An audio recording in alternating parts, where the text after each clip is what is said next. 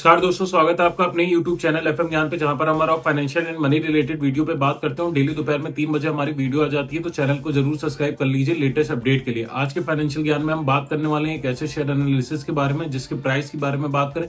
130 रुपए से गिर के लगभग 14 रुपए तक जा चुका था एक साल के अंदर, लेकिन पिछले कुछ दिनों से लगातार इसमें अपर सर्किट देखने को मिल रहा है। तो क्या रीजन है, और कल की डेट में अगर मैं आज की डेट के हिसाब से बात करता हूँ, 5 जून को यहाँ पर एक बड़ी मीटिंग भी होने वाली है जिसमें कई सारी चीजें निकल के आएंगी। और ये स्टॉक एक तरह से कहें आईटी सेक्टर या फिर एआई सेक्टर का एक बेहतरीन स्टॉक है जिसमें कंपनी अच्छा खासा प्रॉफिट भी कमाते हुए आ रही है। लेकिन क्यों प्राइस गिरा, सारी चीजों को समझेंगे तो वीडियो को स्किप बिल्कुल मत करिएगा। तो चलिए वीडियो पे आ जाते हैं, डायरेक्टली हम बता देते हैं। जिस कंपनी के बारे में मैं बात कर रहा हूँ उस कंपनी का नाम है blue cloud software solution limited.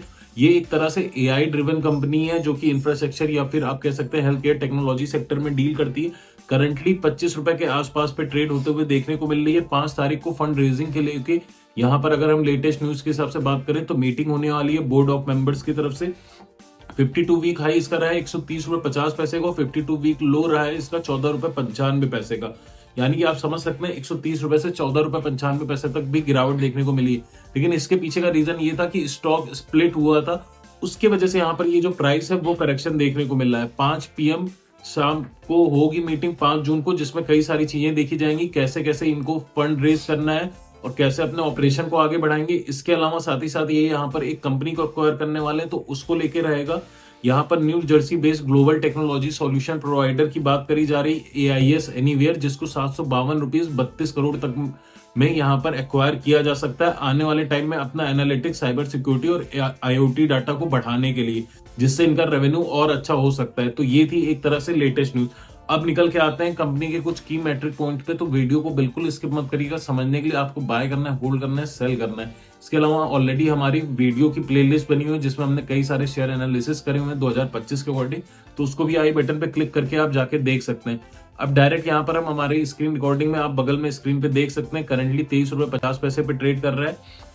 1 year लो और 1 ईयर हाई की बात करें, जैसा मैंने बताया 1 ईयर लो रहा है 14 रुपए 95 पैसे का, 1 ईयर हाई रहा है 130 रुपीज 50 पैसे का। और रिटर्न की बात करें एक साल के अंदर -51% का देखने को मिल रहा है। बट इससे घबराहट की बात नहीं, जैसा मैंने बताया स्टॉक स्प्लिट की वजह से यहाँ पर ये चीज देखने को मिली है। फाइनेंशियल डाटा को हम पिछले 3 साल का देख लेते हैं। टोटल रेवेन्यू की बात करें 2022 में 0.32 करोड़ खाली था, जो कि बढ़ के 2023 में हो गया 29.19 करोड़ का। और 2024 में अगर हम बात करते हैं तो ये बढ़ के हो गया 204 करोड़ का। और फाइनेंशियल ईयर 2025 अभी तक की अगर मैं बात करूं तो ये बढ़ के 797 करोड़ का हो गया। यहाँ पर आप देख सकते हैं कि टोटल रेवेन्यू जो है कंपनी का मल्टीफोल्ड लगातार बढ़ते हुए देखने को मिल रहा है। अब नेट इनकम की बात कर लेते हैं। 2022 में ये था 0.11 करोड़ का, 2023 में यह हल्का सा बढ़ा 0.67 करोड़ हुआ, 2024 में ये बढ़ा 5.74 करोड़ तक गया, और 2025 में अभी तक अगर हम बात करें 44.27 करोड़। यानी कि नेट रेवेन्यू की बात करें या नेट इनकम की बात करें, वो ओवरऑल बढ़ता हुआ ही हमें देखने को मिल रहा है। अब शेयर होल्डिंग पैटर्न पे नजर डाल लेते हैं, तो आप देखेंगे प्रमोटर की जो होल्डिंग है 35.48% है अकॉर्डिंग टू मार्च 2025 क्वार्टर के रिजल्ट के हिसाब से देखें। फॉरेन इंस्टीट्यूट की होल्डिंग 22.94% है। यहाँ पर अच्छी खासी फॉरेन इंस्टीट्यूशन ने क्वांटिटी एक्वायर कर रखी है। Domestic institute, mutual fund institute की होल्डिंग यहाँ पर नहीं है, लेकिन अगर हम रिटेल एंड अदर की बात करते हैं तो 41.58% है।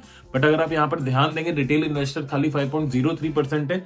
अदर पार्टीज यानी कि जो बिग पार्टीज है यहाँ पर मार्केट में, उन्होंने हैविली एक्वायर कर रखा है रिटेल सेगमेंट में 36.55% के साथ। तो यानी कि रिटेल इन्वेस्टर यहाँ पर खाली 5% के करीब है। तो ओवरऑल जो क्वालिफाइड इन्वेस्टर हो जाते हैं यहाँ पर निकल के, तो अगर आप देखेंगे 94 to 95% है, जो कि अगेन कंपनी में एक ग्रीन फ्लैग हो जाता है अगर हम लॉन्ग टर्म में देखते हैं, क्योंकि प्रमोटर या फिर ऐसे क्वालिफाइड इन्वेस्टर को पता होता है कंपनी में क्या चल रहा है और आने वाले टाइम में कंपनी कैसा परफॉर्म कर सकती है।